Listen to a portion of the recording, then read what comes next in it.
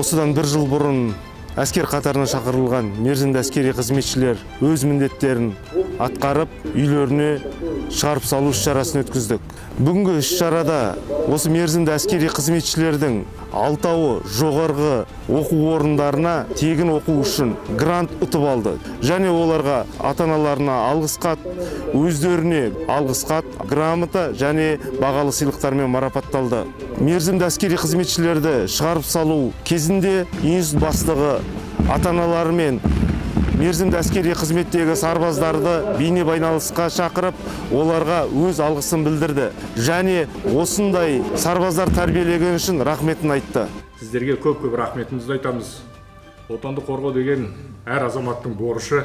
Тәлімгер офицерлер жақсы жұмыстарын көрсетіп, сіздердің балаларыңыз алдыға қойған мақсаттардың бәрін орындады. Сіздерге көп-көп рахмет.